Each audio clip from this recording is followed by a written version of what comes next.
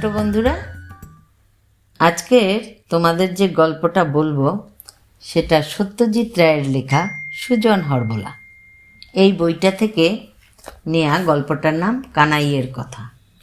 গল্পটা অনেক বড় বলে তোমাদের আমি পার্ট পার্ট করে বলবো, কেমন?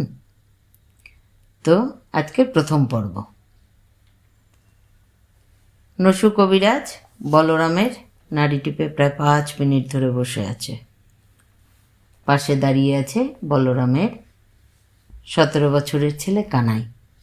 চোখ মুখে খুব একটা আতঙ্ক, ভ্রু কুঁচকে ওই কবিরাজের দিক তাকিয়ে আছে। কানাই বলরামের একমাত্র ছেলে। তাদের 2 বিঘে জমি আছে আর এক জোড়া হাল বলদ আছে।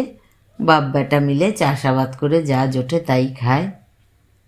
বলরামের বউ মানে কানাইয়ের মা 5 বছর আগে বসন্ত রোগে মারা গেছে। সেই জন্য এই দুজনেই সংসারে রয়েছে। তাই বাবা দিব্যি সুস্থ ছিল, কিন্তু হঠাৎ যে কী রোগে ধরেছে ভগবান জানে। কিচ্ছু খায় না।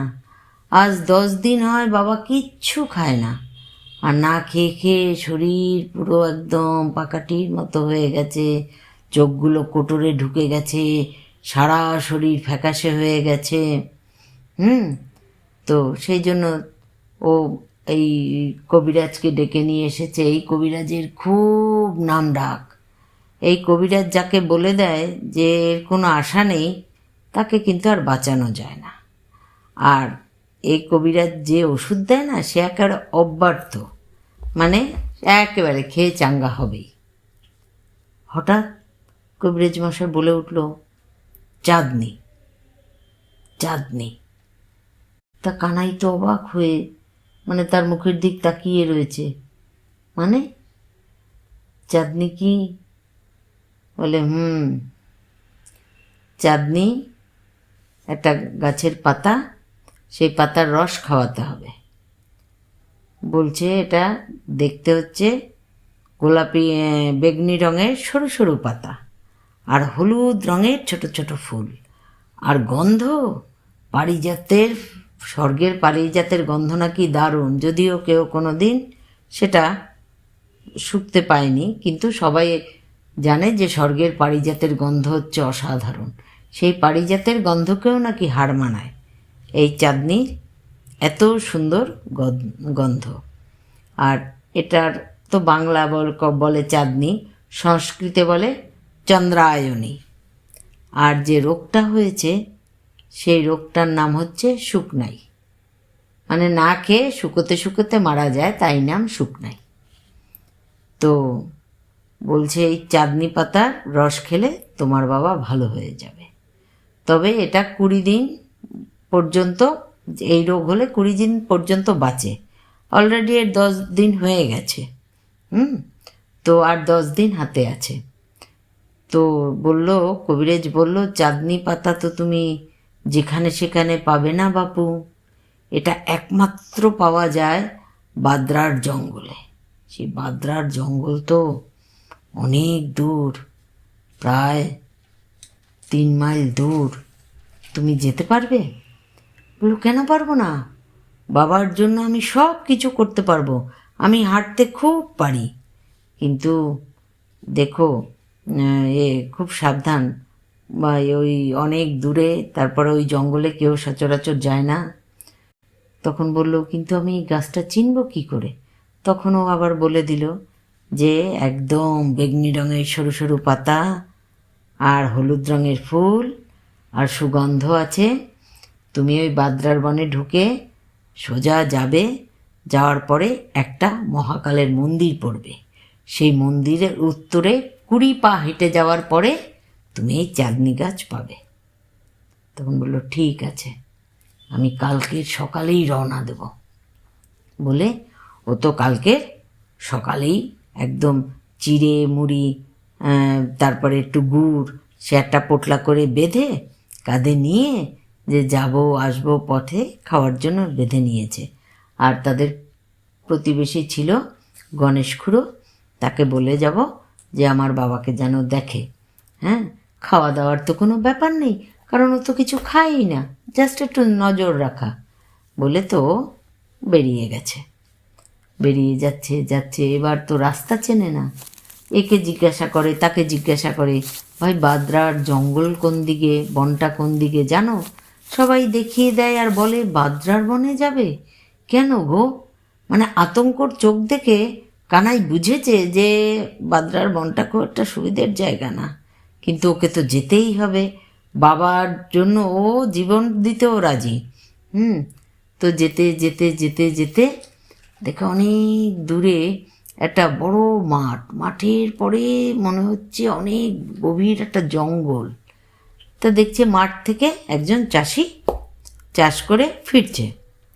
হ্যাঁ, তো তাকে জিজ্ঞাসা করেছে যে ওইটা কি বাদরার বন? তখন চাষি বলল, হ্যাঁ, কেন তুমি ওখানে যাবে? ওখানে কেন যাবে? ও আর কোনো উত্তর না দিয়ে ও আস্তে আস্তে সেই বাদরার বনে ঢুকছে। এবার বাদরার বনে ঢুকছে, বড় বড় শিমুল, শাল, সেগুন সব গাছ। হ্যাঁ, অনেক দূর যাওয়ার পরে দেখে এক পাল হরিণ দাঁড়িয়েছিল, ওকে দেখেই দৌড় লাগিয়েছে। তো বললো, বাবা তাও তো হরিণ, ঠিক আছে, এই যদি অন্য কোনো জানোয়ার হতো। না, এসব ভেবে লাভ নেই, আমার চাঁদনি গাছ খুঁজে বের করতে হবে, সেই গাছ নিয়ে আমাকে যেতে হবে, বাবাকে রস করে খাওয়াতে হবে, আমার অনেক কাজ। বলে ও তো যাচ্ছে যাচ্ছে, কোথায় যাই, এত বন জঙ্গলের মধ্যে ওই 4-5 হাত লম্বা আমি খুঁজে পাই কি করে? তবে একটা সুবিধে আছে, মহাকালের একটা মন্দির আছে বলেছে, মন্দিরটা আগে খুঁজে বের করতে হবে। বলে ও যাচ্ছে যাচ্ছে, যেতে যেতে, ও মা, ওই তো, হ্যাঁ, ওই তো মনে হচ্ছে একটা মন্দির, তাহলে এটাই মহাকালের মন্দির বলে ও মন্দিরের কাছে গিয়ে দাঁড়িয়েছে। আর ও কিন্তু একটা সুন্দর গন্ধ পাচ্ছে। এর মধ্যেই পেছন থেকে একটা গলার আওয়াজ পেল, তুই কে রে বেটা? ও তো একেবারে লাফ দিয়ে উঠে তাকিয়েছে, ও আশা করেনি এখানে কেউ থাকবে। হঠাৎ ওরকম বনের মধ্যে এইরকম একটা গলা শুনে একটু ভয় পেয়ে গেছে। ও পেছন ফিরে তাকিয়ে কি দেখে জানো? ওই 4-5 হাত লম্বা একটা ছোট্ট মানুষ, একেবারে সাদা দাড়ি, মাথায় একদম পুরো টাক, একদম ভ্রু কুচকে ওর দিক তাকিয়ে আছে। তখন বলল, তুই যেটা খুঁজছিস সেটা তো এখন পাবি না রে, সেটা আজকের দুপুর পর্যন্ত ছিল, কিন্তু এখন আর নেই। গিয়ে দেখ, পুরো একদম শিকড় শুদ্ধ তুলে নিয়ে গেছে, যা উত্তর দিকে 20 পা হেঁটে দেখ, গর্ত দেখতে পাবি। ও তো তখন দৌড়ে গেছে, গিয়ে দেখে সত্যি কথা, একদম গর্ত, মানে শেকড়ও নেই, শুদ্ধ একদম তুলে নিয়ে চলে গেছে। ওর তো চোখে প্রায় জল এসে গেছে, বুক ধরপড় করছে, আহারে, আমি তাহলে আমার বাবাকে বাঁচাতে পারবো না। ইস, ও আবার এসেছে ওই লোকটার কাছে, বলছে, কে নিয়েছে গো এই চাঁদনি গাছ? তখন বলল, রূপসা নদীর মন্ত্রী সেপাই টেপাই এসে চাঁদনি গাছটা তুলে নিয়ে গেছে। রূপসাতে শুকনাই রোগ হয়েছে, লেগেছে তো, মড়ক লেগেছে, তাই। বলল, তুমি সব জানলে কি করে? বলে, আমি তো ত্রিকলজ্ঞ, আমি সব জানি, তবে এখন মনে রাখতে পারি না, জানিস তো, 156 বছর বয়স হয়েছে তো, ভুলে যাই। তাহলে কি হবে? আর কোথাও কি পাওয়া যায় না? বলল, না, আর কোথাও পাওয়া যায় না। বলে, তাহলে কি আমি আমার বাবাকে বাঁচাতে পারবো না? বলল, কিন্তু তোর বাবা তো বেঁচে থাকবে আমি দেখছি। বলল, তাই? তুমি সব জানো? বলল, শোন, দাঁড়া। বলে ও ওর ওই কুটিরে গেল, গিয়ে একটা বেশ পোটলা থলে মতো বের করলো। সেই থলে মতো বের করে তাকে দে ছোট্ট ছোট্ট এরকম 3টে গোল ফল নিয়ে আনলো। দেখতে বলের মতো দেখাচ্ছে, ছোট্ট ছোট্ট গোল গোল 3টে বল, একটার রং লাল, একটার রং নীল, আর একটার রং হলুদ। ও বলল যে, তোর তো যেতে হবে রূপসাতে, সে তো অনেক দূর, 30 মাইল দূর। বললো সেই তো 30 মাইল দূর, আমি কি করে যাব, আমার হাতে তো সময় নেই, একদিন তো এখানেই কেটে গেল, তারপরে যাব, কোথায় আছে সেই গাছ খুঁজে বের করব, আনবো, কি করি।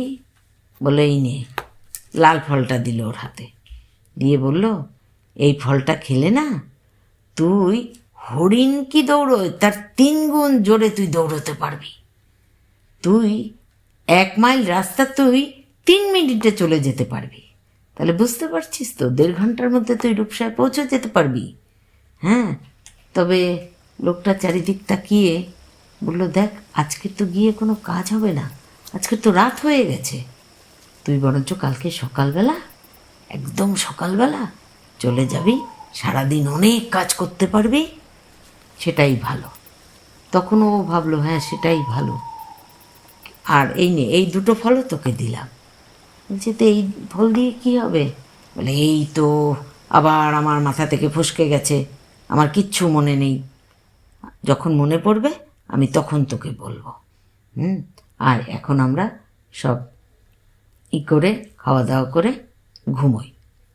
বলে তো ওকে ওই ফল 3টে দিয়েছে, ফল টল খেয়েছে।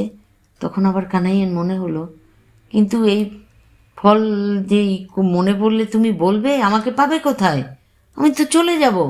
বললো দাঁড়া দাঁড়া দাঁড়া, তারও একটা উপায় আছে, তারও একটা উপায় আছে। বলে ওই থলে থেকে মস্ত বড় একটা ঝিনুক বের করলো, বুঝলি। সেই ঝিনুক বের করে ওকে দিল, বললে নাও এই ঝিনুক তুমি রাখো, ট্যাঁকে গুজে রাখো, আমার যখন মনে পড়বে আমি তখন তোমাকে নাম ধরে ডাকবো। তোমার নাম তো কানাই। বলল হ্যাঁ। বলে আমি নাম ধরে ডাকবো, তখন সেই ঝিনুকটা তুমি কানে দেবে, কানে দিলেই তুমি আমার সব কথা শুনতে পাবে। আর আমার কথা যখন শেষ হয়ে যাবে তখন ওই ঝিনুকের মধ্যে থেকে সমুদ্রের গর্জন শুনতে পাবে, তখন জানবে আমার কথা শেষ হয়ে গেছে। বুঝেছ? এই নাও, এই ফল 2টো রাখো, এই ঝিনুকটাও রাখো, আর লাল ফলটা সকালে খেয়ে তুমি যাবে। ও তো তখন সেটা মেনে নিল। ওই রাত্রবেলায় ওর কাছে ফল টল খেয়ে থাকলো। বললো ও হ্যাঁ, আমার মনে পড়েছে, আমার নাম জগাই বাবা, সবাই আমাকে জগাই বাবা বলে ডাকে, তুমিও আমাকে জগাই বাবা বলেই ডাকবে, কেমন? বললো আচ্ছা ঠিক আছে। ওর তখন তো মনে হচ্ছে, ইস লাল ফলটা খেয়ে একটু দেখি এই জগাই বাবা যা বলছে এটা সত্যি কি না, আমি ওই রকম হরিণের চেয়েও জোরে দৌড়তে পারি কি না। কিন্তু ওই ইচ্ছেটা দমিয়ে রাখলো, না না না, এইসব এখন লাভ নেই, যা হবে সকালবেলা।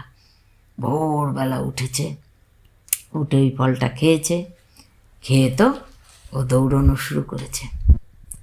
বুঝেছ? প্রথমে তো দৌড়োয়নি, প্রথমে যখন ও রাস্তায় নেমেছে তখন ওর মনে হচ্ছে শরীরের মধ্যে একদম রক্তগুলো টকবক টকবক করে ফুটছে। বললো না, আমার হাঁটলে হবে না, আমার দৌড়তে হবে। যেই না দৌড় লাগিয়েছে, ওরে সর্বনাশ, একেবারে শাঁ শাঁ করে ও দেখছে চারিদিক দিয়ে গাছপালা, মাঠ, শহর, গ্রাম সব যেন নিমিষের মধ্যে সরে যাচ্ছে, মানে ও সব পেরিয়ে যাচ্ছে। 2-2টো নদী মানে পড়েছিল, কিন্তু এত স্পিডে ওই নদী পেরিয়েছে যে ওর পায়ের গোড়ালিও ভেজেনি। সে দৌড়তে দৌড়তে দৌড়তে, কম রাস্তা তো না, 30 মাইল রাস্তা, সে তো একেবারে দৌড়তে দৌড়তে দৌড়তে দৌড়তে সে যখন দেখছে মাঠ ঘাট সব পেরিয়ে টেরিয়ে দূরে যেন মনে হচ্ছে হ্যাঁ একটা শহর বলে মনে হচ্ছে, আমি তো একটা শহরের কাছাকাছি এসে গেছি। ওহো, তাহলে এই বোধহয় রূপসা শহর। না, তাহলে এখন তো ওই রকম ঘোড়ার মতো দৌড়লে সবাই সন্দেহ করবে, বাবা কি হয় না হয়, এখন আমার আস্তে করে হাঁটতে হবে। বলে ও দৌড়নোটা কমিয়ে এবার ও হেঁটে হেঁটে হেঁটে হেঁটে শহরের দিকে চলল। বুঝেছ? আজকে প্রথম পর্ব, এর পরের দিন দ্বিতীয় পর্ব। ভালো থেকো।